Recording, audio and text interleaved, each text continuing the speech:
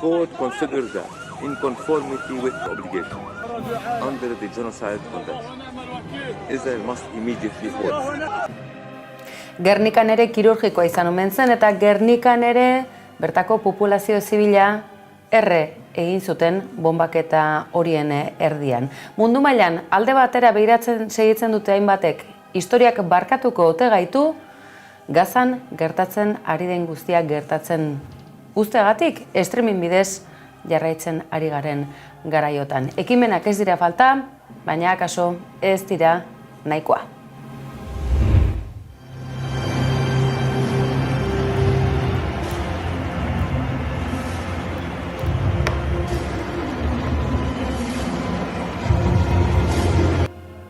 Samamesen zen hori, baina mundu zabalean futbol taldeek Celticetik abiatuta tira. Palestinar errefuxiatuek sortutako futbol taldeak orain honetan ere era hunkigarrian egin du agerraldia. Hilik dauden haur horiek nolabait irudikatu egin dituzte zelai gainean.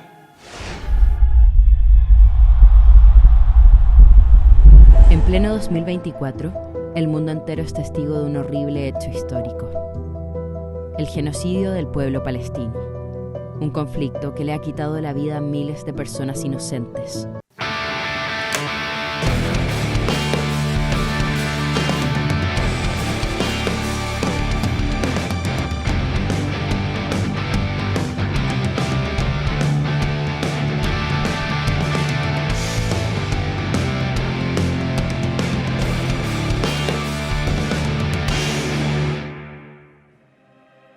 الآن في رفح في مخيم نزوح في منطقة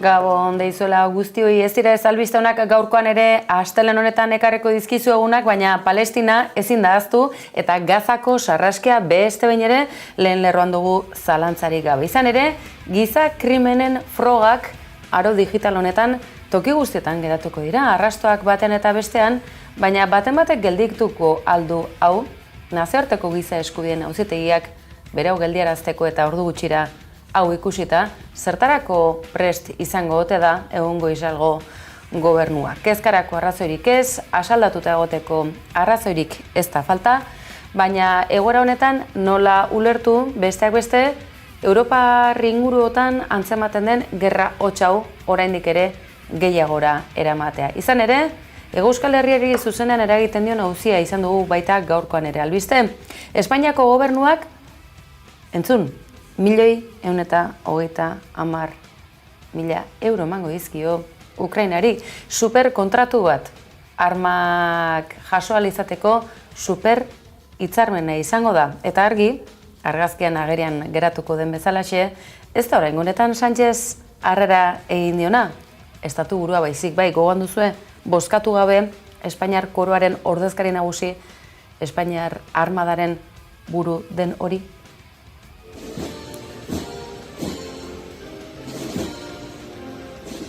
Felipe bati buruz hitz egin dizuegu, guazen beste Felipe baten gana, sozialista omen zen, ez dakigu momentu honetan zeren ordezkaritza den.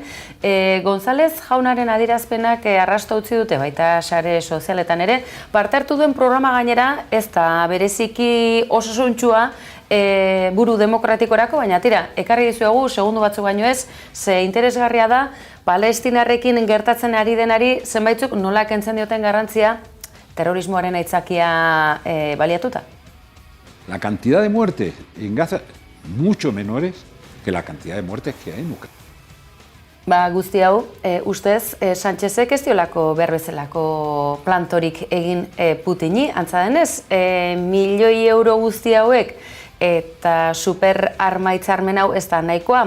Sánchez, nahiz eta ustez bere alderdikoa izan, ez da ez nahikoa, eta antza denez kritika Palestinan gertatzen ari dena aintzat hartuta, estatuaren aitortza Israelgo gobernuarekin harremanak hankaz gora egotea, kritika hauek eskuinetik datoz eta ikusten duzue batetik zein bestetik etor daitezkela, mezua berbera izan da ere. Giro honetan izango ditugu hauteskundeak, Europako ganbera hori berritzeko hauteskundeak, galdera trampa egingo dizugu, noiz dira? Ziur bat baina gehiagok ez dakela erantzuna. Ardura omen dugu, eskerrak dio, fasismo ate joka dela beste behin ere eta ardura dugula guzti hori geldiarazteko batira. Saltxamaltxa honetan, Europar hauteskundeak, gerra hotxak, entzun duzue, Zelenski poltsikoak beteta joango dela Madrildik, egoera berezi honetan egunerokoak ere zer esan ematen du, eta gaur akaso esango duzue, Espainiar estatuko aktualitatearen enpatxoarekin joango gara. Gaur utzi guzue, degarria izan da, ezkerreko ordezkari hautagai kargu publikoek Europan ikusi dugu egunotan, Madrilaldean ere ez direla libratzen, eta jazarpena, mediatikoa, fisikoa, emozionala esango duzue, baita epaitegi atarian ere. Zertaz ari gara? Bai, badakizue, Pablo Iglesias eta Irene Montero, bikote politikoaren, esango dugu baita ere, auzia eta deigarria, eskuindarrak, fasistek, nahiko ezakit zabalik dutela bidea edozer egiteko Espainian. Eso lo podéis grabar también, ¿no? Que es acoso en las puertas de los juzgados. Acoso en las puertas de los juzgados. Ikusten duzu, halako saltxa-maltxa izan dela, eta segun zein den edabidea, irakurri dugu toki batzutan, Iglesias jaunak aurre egin diela, bertatik ez dakit, pasioan zeuden zenbait zuri, eta beste zenbait edabidetan berriz, salatu ez dakigu, baina agerian utzi, halako impunitate bat egon badagoela, auzitegietan bertan, ustez segurtasuna bermatzen den, toki horietan balako gauzak ere nola gerta daitezkeen. Minduta, sututa, modu hotzean, baina hauera zailan entzun ditugu, bai Montero eta baita Iglesias bera ere. Creo que el periodismo tiene mucha autocrítica que hacer. Aquí veo un micrófono de La Sexta. El director de esta cadena apareció en unos audios con Villarejo diciendo que iba a dar una noticia falsa de Eduardo Inda diciendo que yo tenía una cuenta en Granadinas. Ikusi duzu gainera, Davide sorta bat zela, eta hain zuzen ere, aipamen edo aipuri tenzion telebista katearen alkatxofa ere hortxe bertan zen, etzen Amaika telebista, goa duzu Katalunian ze Kristo izan genuen balkoi batean, etzen Amaikako mikroa beste bat zen, zer gehiago, Iglesias jauna? Las partes entendemos que es imposible, dadas las circunstancias. Es usted muy sagaz. ¿Por qué? Porque vosotros... Entzun duzue zigor eskaerak zeintzukote ziren, fiskalak gehiago eskatzen zuela, eurak baino, ez da, akaso zigorraren tamaina, baizik eta zigorrak izango duen edukia bera. Horretan, Montero anderea ere ezaguna egin da, berdintasun ministro izateagatik, biak ala biak euren ibilbide politikotik baztertu nahi izan dituzte, era batera edo bestera, eta gaur salatu dute berriz ere, etxe atariraino heldu zen jazarpen horretaz haratago, jazarpen mediatikoa, eta fake garaiko biktima ere izan direla. Egoera honen baitan, zenbait kazetarik, bestelako jarrera dute, badakizuen noizean behin betaurreko horiek jartzen dizkigula, Espainiar estatuko telebista kate publikoan ezagun egin den kazetari ona delako, baina ausartare badelako Silvia Intxaurrondo anderearenak. Medios y pseudomedios de comunicación que sí colaboraron mintiendo sobre los dos. Silvia, ¿y dónde vivían? ¿Dónde estaba la calle exactamente? Absolutamente todo. Es decir, a todos nos pusieron claramente el lugar donde ellos estaban viviendo y compartiendo allí su vida. Pasaron cosas muy terribles.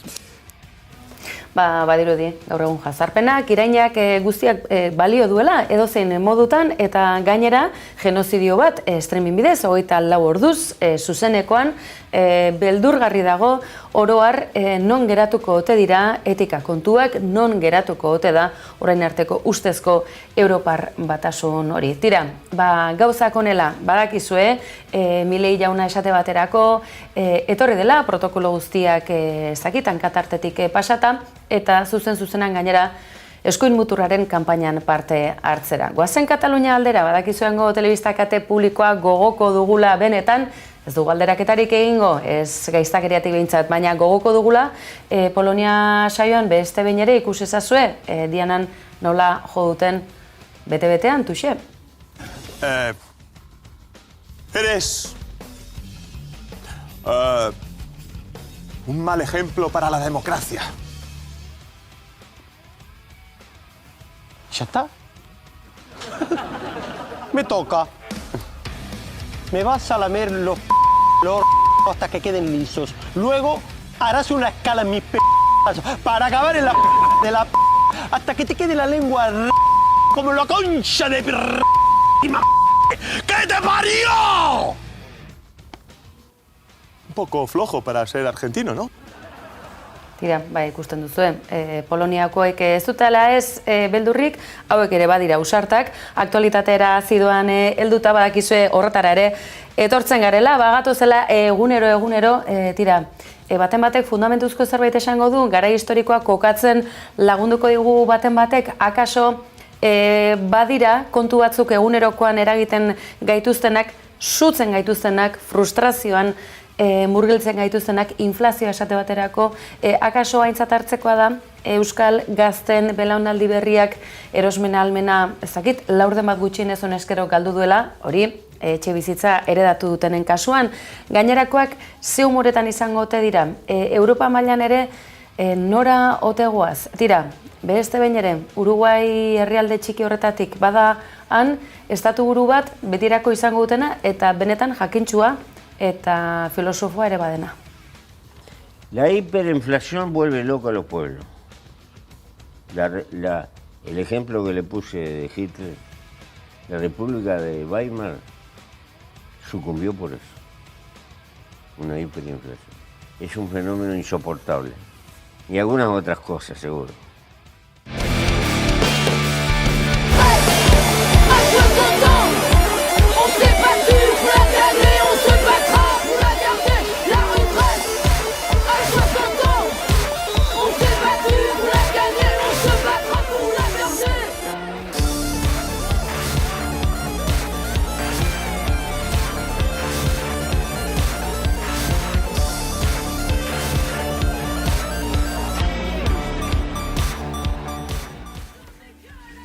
Eta saltsa honetan erritmoa pixka bat bizitzera bagatoz, Angela Davis ere unotan albiste dugulako, herrialde katalanetan izan da bera gainera, eta beste behin eta lerroburutan ikusi dezakezuen bezalaxe, hainbat dira, bota dituen titularrak, baina hortik gatozen etxera, asteburu nahiko feminista izan delako, baina ez feminista aislatua, baizik eta Angela Davis berak argi utzi duelako, mundu mailako borroka sozialak azken hamarkadetan, azken menderdian gutxienez garatu diren guzti horiek errefleju zuzena dutela Gazan gertatzen ari denarekin.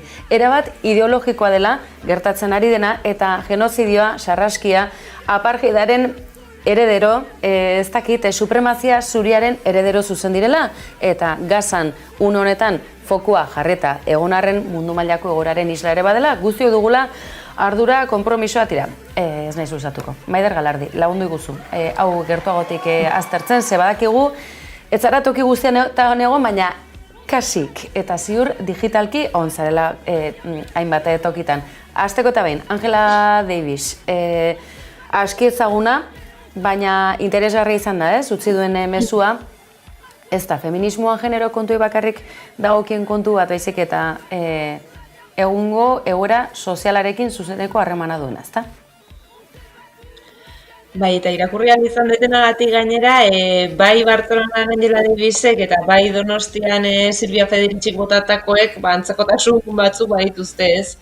Angela Davis, ezaguna baldin bada da bere beltaktivismoagatik eta antiarrazismo militantziagatik eta militantzia feministagatik, eta horregatik da erreferentea.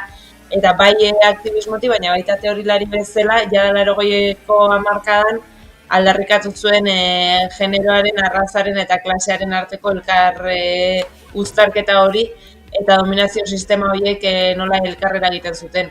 Eta okerrez banago, Bartzelonan aldarrikatu dena oraintxe bertan ere hori bada, ez?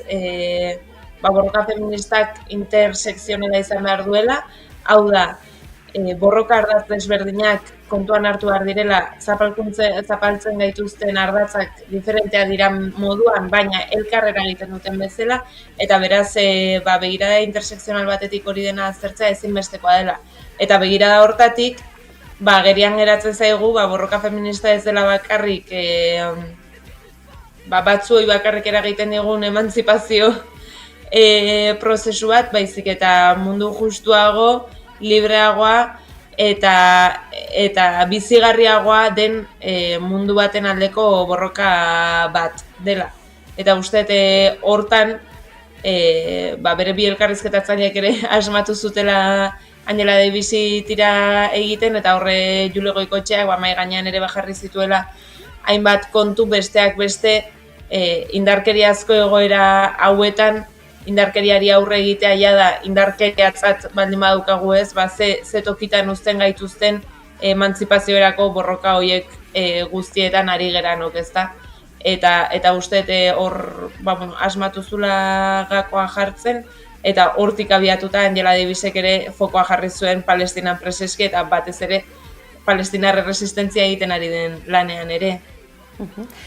Garai bereziak dira hauek, zalantzarik ez dugu horretan, Angela Davisen ekarpena, aipatu dugu hasteko eta behin, Silvia Federici Donostian eta Bakaleran, akaso oraindik ere asko izango dira, laster batean, ekainaren 9 hauteskundak izango ditugula, ez dakiten ere herritarrak, alaxe diote, faxismoak boska asko bilduko dituela, akaso ezkerrare atzan geratzeko arriskua egon badagoela. Silvia Federicik nabarmentzen du, behintzat lerro hainbat berreskuratu ditugu, eta ideia hauxe nabarmentzen du, aldaketa sozial horretan edota, eustearik eta horretan, emakume izango dela aldaketa horren oinarriko sujetu. Akaso, horregatik aldaketa sozialen baitan dabiltzan gizonezko askok ez diote uzten emakumei sujetu aktibo izaten? Akaso, benetako sujetu bilakatzeko arriskua zaielako hainbati?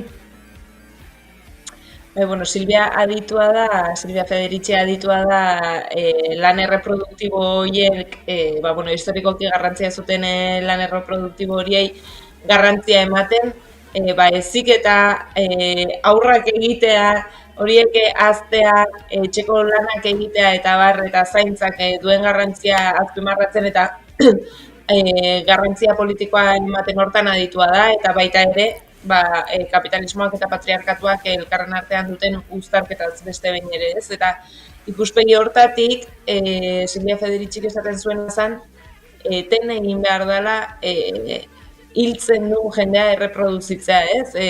Oso fuertea dela azkenean aurra irudikatzea, ari zela erreproduzitzen gizarte bat, militarizatua dagoena, soldadu bihurtzen direna, beste herrialde batzuetara doazela, beste bizitza batzuk hiltzera, eta aipatzen zuen momentu baten, igual greba egin behar dugu, militarizatu gabeko bizitzak existitzen ez diren arte, ez? Izan daiteke metafora bat, izan daiteke mezu utopiko bat, baina uste oso ondo lotu zula ere, bere ekarpena, bere gaur egungo testu inguruarekin, eta aipatzen zuen nola emakumeen gorputzez ari da, baina ez emakumeen gorputzez bezala, emakume gorputza gaur egun asko ez da bidatu ezakegu zer den emakume gorputzak, baizik eta azken finean lan erreproduktibo horiei ere begiratzeko beharra hitz egiten du, eta lan erreproduktibo horiek zenbaterainoko inpaktua duten. Ez da bakarrik haur bat eztea edo haur bat eta zerditzea, baizik eta ezakite, ospitala osasungintza nola dagoen, zaintza sistema nola dagoen, bizitzak erdegunean jartzea ezari geranean, zerta ezari geran. Bizitzak erdegunean baldin baude ezago gerrarik erdegunean, ez? Eta hortik egiten dio patriarkatuari eta hortik egiten dio kapitalismoari kritika bat. Baina ez hainbeste emakume gorputz esentzial bezala, baizik eta kategoria politiko eraiki eta hortaz deseraiki daitekeen moduan. Kategoria politikoari eutxita, ala bestela ere. Emakumeok akaso egungo gizarte sistema hau erreproduzitzeko, alegia bere baitan mantentzeko, beharrezko ere gaituztelako, esango dugu politikoki, gizon definitzen dugun sektore horrek, ez da? Azken batean, planto egiteko ere, tartea, izan genuen zaintza sistema publiko eta duin horren bidean, baina akaso egunerokoan zerrendare egiten has gintezke, eta hainbatetan aipatu dugun bezala ez dakit kalte ordaina ez dakite monetizatuta ala bestela egon daiteke, baina tira, hausnarketa eta bide interesgarriak jorratzekoak eta aktualitateak ere lerrora ekartzen dizkigunak. Azken batean, Europar Batasunaren berregite honetan, besteak beste, 600 bat gobernuz kanpoko erakundek ere alaxe eskatu dutelako, ez? Desmilitarizazioa, ondo esango dugu, eta kultura demokratiko hori biztatik ez galtzeko, sikera, amets gisa baldin bada ere, hori behin behi biztatik galduta, benetako zuloan erortzeko arriskuan gaudelako. Akaso, Zelenskiren gaurko argazkia zentzorretan beldurgarri xamarra izan da, ezta? Ez dakitzen bat 100 milioi zertan inbertituko edo zertan gertatuko edo zertan ondorioztatuko diren arma guzti horiek. Ez dakit, itzulipurdi dezenteko eman dut, egoera honetan, esango dugu, irakurketa nahiko eraldatzailea, transgresio handia dakarrena eta askoretzat ertzetako kontua izango dena edo ere batez ezaguna, baina iruditu zaigu interesgarriare badela, espetxen aurkako jardunaldiak beste behin ere, tatu zirkusek antolatutakoak Euskal Herrian, Euskal Metropolian, Portugaleten, Maider Galardi gainera, garraio publikoa baliatuta, bertan izan zen, hori bere Insta-historiak zuzenan jarraitu ditugulako dakigu, ez diogu galdetuko tatuaia egitera ausartu ote zen, ez da non ere, baina konta eguzu, zen misiorekin joan zinen Portugaletera asteburuan? Bitu, bai Angela Davis eta bai Silvia Federici beste zerbaitengatik ezagutunak baldin badira da espetxeen abolizionistak direlako, eta nik uste baera bateko zentzua duela hauek aipatzen dutenean, eta beste teorilari batzuk ere bai, ez, Judith Butlerrek eta badaudela bizi batzuk gehiago balio dutenak eta bizi batzuk gutxi balio dutenak eta gutxi balio duten bizitza horiek edo kartzelan edo hila daude.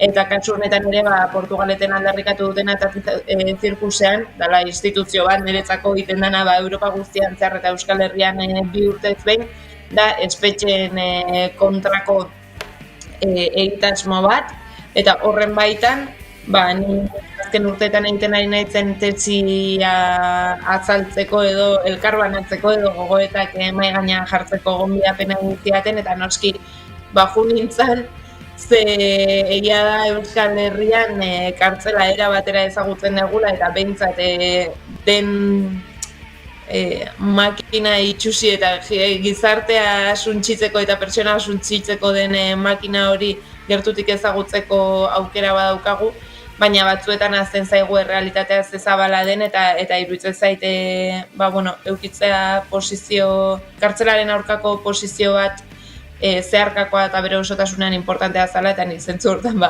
ekarpena egin dut oso gustora. Ez naiz altxatuko, tatuajea erakusteko altxatu inberko nuke eta ekine, baina beste baten gutxiko ez dut.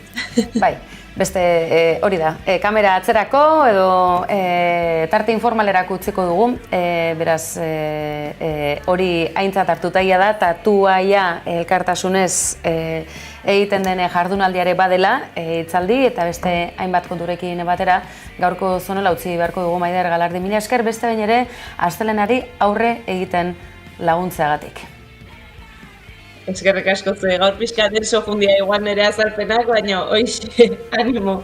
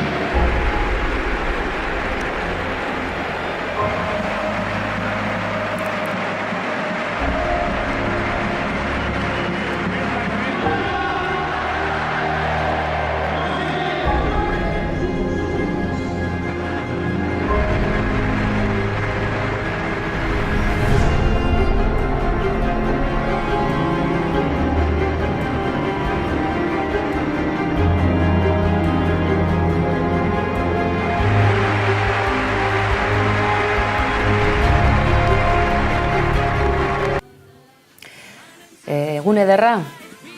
Eta doinu hauek entzun da, kaso gaua ere ederra joan zen, ezta, Jagoba?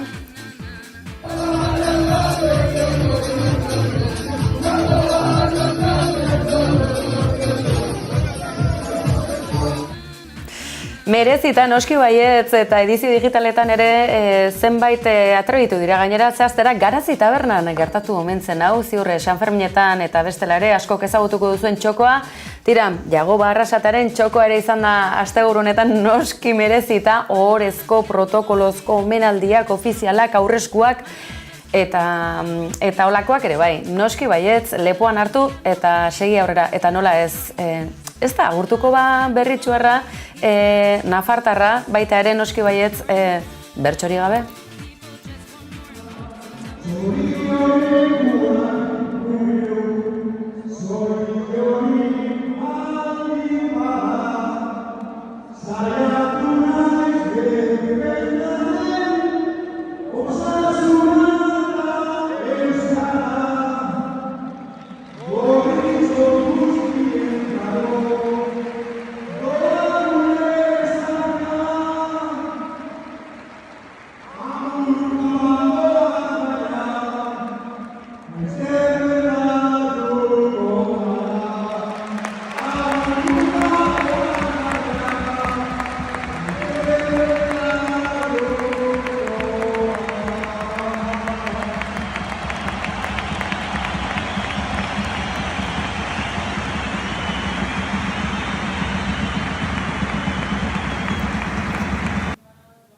Badakigu unkituta zadela, gorritxo sentitzen zarela, horixe bera lortu duelako Arrasatek, kasi osasuna Euskal Selekzio bilakatu, tira, Euskal Selekzioko buru ere jarri zuten, ez eta baldintza prekarioetan aritu, eta guziz ere beti bezain dotore, azkar, eta fin, baten batek esaten zuen, alako agur, alako ore, alako adio, zer demontre gertatu gote zaio zuzendaritzarekin, hain maitatu, hain on izan da, hain dena, badoala. Baina bertsoan alako pista bat laster itzuliko ote, ez dakigu, baina egia da, klase handiz, senidez inguratuta, alakoetan talde bezala jokatzen baita, batean zen bestean, tira, ez dakigu, laster bultatuko ote den, baina arrasto utzi duela, zalantzarik ez. Eta Arrasatek berak esan du posik dagoela, aukera izan duelako, eta horrek uzten diolako zapore onena. Tira, gu ere zagitalako triste ukitu batekin, baina arro, noski baietz.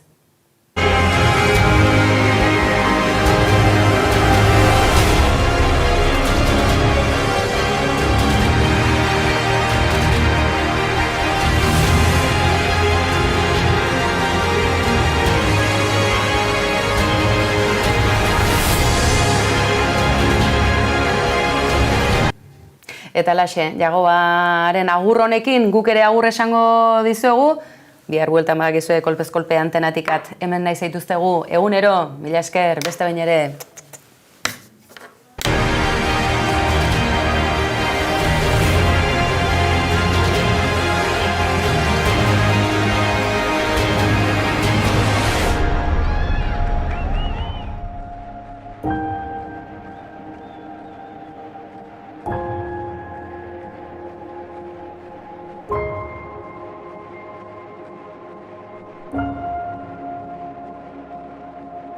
you.